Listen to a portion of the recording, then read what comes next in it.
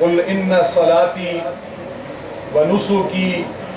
و محیایا و مماتی للہ رب العالمین صدق اللہ مولانا العظیم۔ عزیزم سیف اللہ طارق بھائی، معاون معتمد اسلامی جمعیت طلبہ صوبہ شمالی پنجاب، اراکین شورا، ناظمین مقامات و ڈویژن اور صوبے بھر سے اکٹھے ہونے والے عزیز ساتھیوں اور دوستوں، السلام علیکم ورحمۃ اللہ وبرکاتہ۔ ہم اللہ رب العالمین کا شکر بجا لاتے ہیں، اس کی حمد و ثنا بیان کرتے ہیں، اس کی تعریفیں بیان کرتے ہیں، اس کی بڑائی بیان کرتے ہیں کہ اس نے اس بے ہمدم معاشرے میں، وہ معاشرہ کہ جو معیشت کے پیچھے، جو معاشرت کے پیچھے، جو اپنے آپ کے پیچھے، جو زر کے پیچھے، ہم یہ دیکھتے ہیں کہ بھاگم دوڑ کا شکار ہے، اس کی سمت اور اس کے گولز وہ شاید اس مقصد وجود سے بالکل ہٹ چکے ہیں کہ جس کے لیے انہیں اس دنیا کے اندر بھیجا گیا ہے۔ وہ جو وَمَا خَلَقْتَ الْجِنَّ وَالْإِنسَ إِلَّا لِيَعْبُدُونَ کا مقصد ہے، وہ جو میرا بھی مقصد وجود ہے، وہ جو آپ کا بھی مقصد وجود ہے، اور اس دنیا پر زندہ اور مردہ اور قیامت تک آنے والے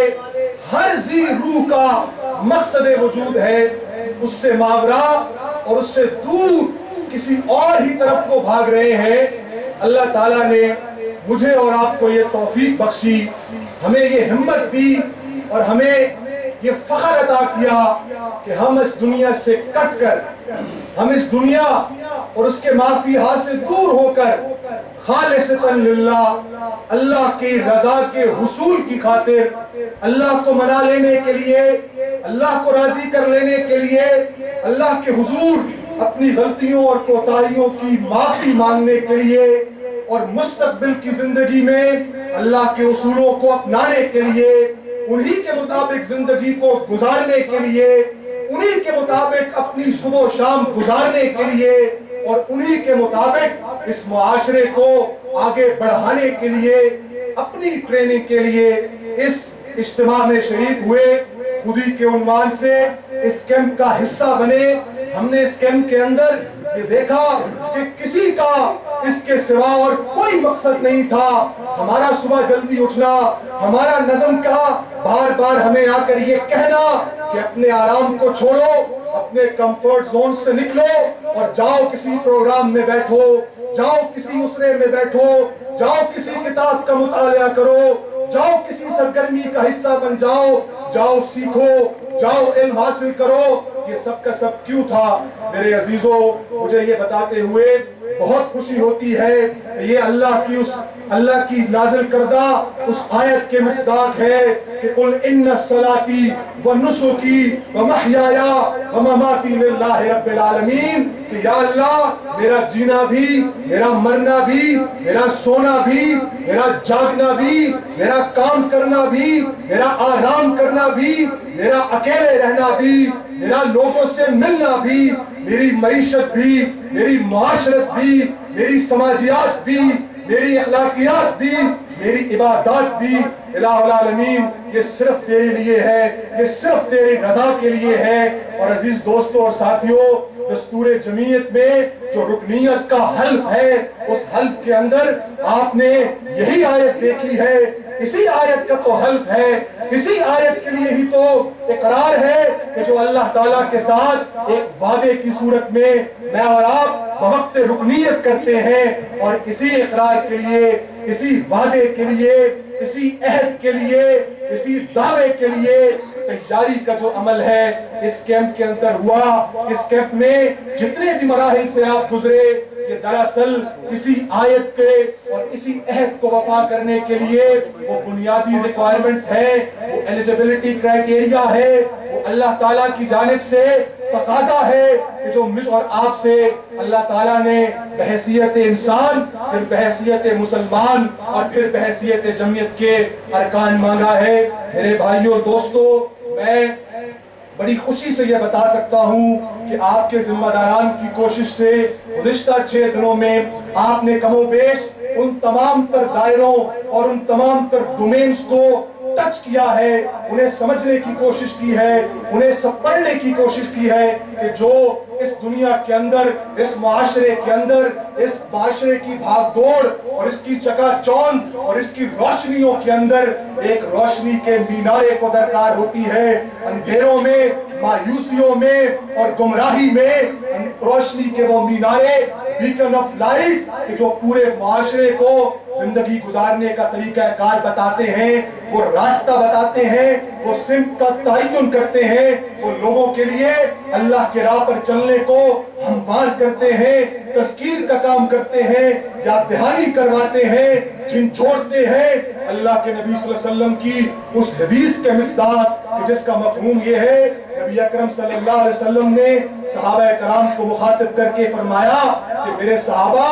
میری اور اس دنیا میں بسنے والے انسانوں کی مثال بالکل اس پروانے کی طرح اور اس آگ کی طرح ہے کہ جس کے اندر وہ پروانہ اسے روشنی سمجھ کر لپکتا ہے، اس کی طرف بھاگتا ہے اور اسے علم نہیں ہوتا کہ یہ جو روشنی نظر آ رہی ہے یہ دراصل آگ ہے، اور اگر اس آگ میں جاؤں گا تو جل کر راکھ ہو جاؤں گا۔ نبی اکرم صلی اللہ علیہ وسلم نے فرمایا کہ صحابہ، تمہاری اور میری مثال بالکل ایسے ہی ہے کہ تم ان پروانوں کی طرح جہنم کی آگ کی طرف لپکتے جا رہے ہو، اس دنیا کی چکا چوند کی طرف لپکتے جا رہے ہو، اس دنیا کی روشنیوں کو اور اس دنیا کو حاصل کرنے کے لیے بھاگتے اور دوڑتے چلے جا رہے ہو، اور میں ہوں کہ تمہیں تمہاری گردنوں سے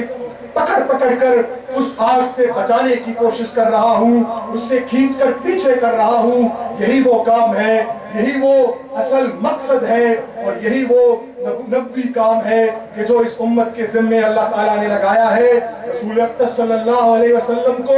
جب آخری نبی کہا جاتا ہے، تو خاتم النبیین کہا جاتا ہے، تو ساتھ ہی جو دوسری ذمہ داری مجھ اور آپ پر عائد ہو جاتی ہے، اس کے بارے میں ایک سیشن میں بہت تفصیلی آپ کو بتایا گیا تھا کہ میں اور آپ کون ہیں؟ اس دنیا میں اللہ کے نائب اور خلیفہ ہیں۔ میں اور آپ کون ہیں؟ اس دنیا میں اللہ کی شریعت کو نافذ کرنے والے ہیں۔ میں اور آپ کون ہیں؟ اس دنیا کو دنیا سے دور لے جا کر اللہ کے راستے پر ڈال دینے والے ہیں۔ میں اور آپ کون ہیں؟ اس دنیا میں بسنے والے انسانوں کو اللہ کے غیظ و غضب سے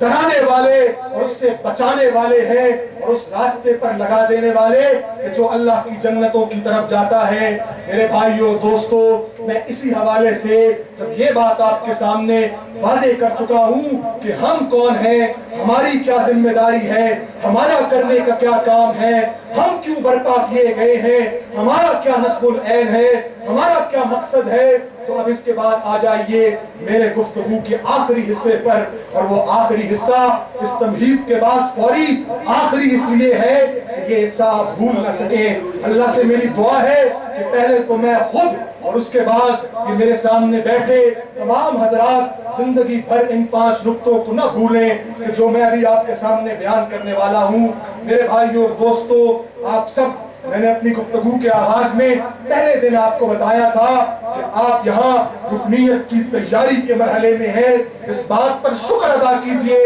ہم روایتی طور پر اس بات سے گھبراتے ہیں کہ نہیں جی ناظم صاحب میں رکن نہیں بننا چاہتا، وہ تو ناظم صاحب نے بھیج دیا تھا۔ اللہ کے بندو، یہ رکنیت اللہ کا وہ احسان ہے، یہ اللہ کی وہ نوازش ہے، یہ اللہ کی وہ عنایت ہے کہ جو اللہ تعالیٰ نے خال خال چند ہی لوگوں کو عطا کی ہے۔ اب ان کو ہونا کیسے چاہیے؟ ان کے اندر وہ کون سے بنیادی اوصاف ہیں جن سے یہ مزین ہونے چاہیے؟ اور ہے تو خال خال ہی اقبال کی اس شعر کے مصداق جس میں اقبال نے فرمایا تھا کہ میں اب اس کا پہلا مصرع بھول رہا ہوں کہ خال خال اس قوم میں اب تک نظر آتے ہیں وہ، کرتے ہیں اشک سحرگاہی سے جو ظالم وضو۔ یہ میں اور آپ، یہ جمعیت کے ارکان، یہ جمعیت کے امیدواران، یہ جمعیت کے ذمہ داران، ان میں کون سے اوصاف ہیں کہ جو ہونے چاہیے، میں انگلی پر آپ کو گنواؤں گا، آپ نے ان کو یاد رکھنا ہے میرے بھائی اور دوستو۔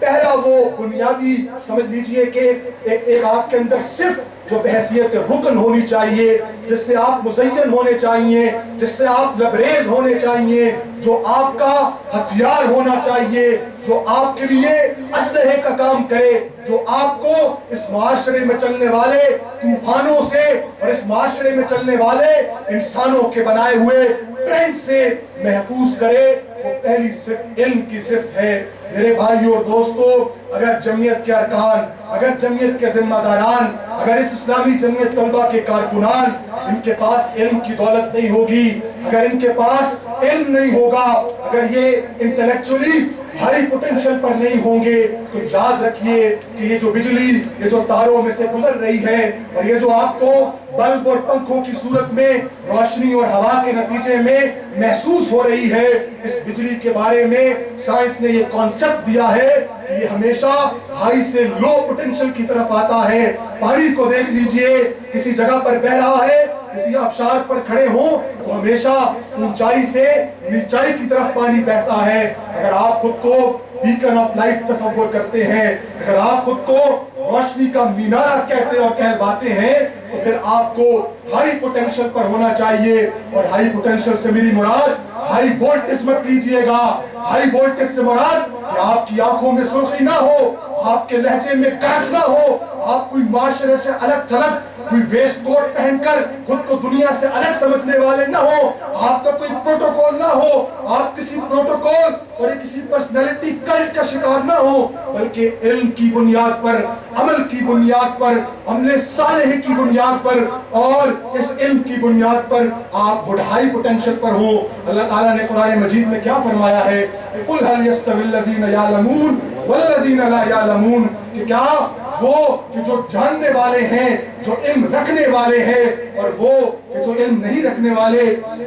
کیا یہ کبھی برابر ہو سکتے ہیں؟ میرے بھائی اور دوستو، یہ اللہ کا فیصلہ ہے، یہ اللہ کا قانون ہے کہ کبھی برابر نہیں ہو سکتے۔ اس لیے اسلامی جمعیت طلبہ کے ارکان، ذمہ داران اور کارکنان کو اس معاشرے کی انٹلیکچول ایلیٹ ہونا چاہیے۔ اور جب میں انٹلیکچول ایلیٹ کہتا ہوں تو اس کا مطلب یہ ہے یہ جو آئے روز فتنے ہیں، یہ جو آئے روز دجل کا نظام ہے، یہ جو آئے روز کوئی نہ کوئی نیا ازم اٹھ کر سامنے آ جاتا ہے، راستے میں رکاوٹ بن جاتا ہے۔ تعلیمی اداروں میں جائیں تو لسانیت کی بنیاد پر، قومیت کی بنیاد پر، لبرلزم کی بنیاد پر، اپنی ذات پر اپنی مرضی چلانے کی بنیاد پر، شہروں میں نکلیں تو مٹیریلسٹک اپروچ کی بنیاد پر، انڈیویجولزم کی بنیاد پر، اپنی ذات، اپنے پیٹ اور اپنے جسم تک رہنے کی بنیاد پر، یہ جو ہمیں فلسفے سکھائے جاتے ہیں، یہ جو ہمیں فلسفے پڑھائے جاتے ہیں، یہ جو نئی نئی باتیں سکھائی جاتی ہیں، یہ جو نئے نئے فکرے ابھارے جاتے ہیں،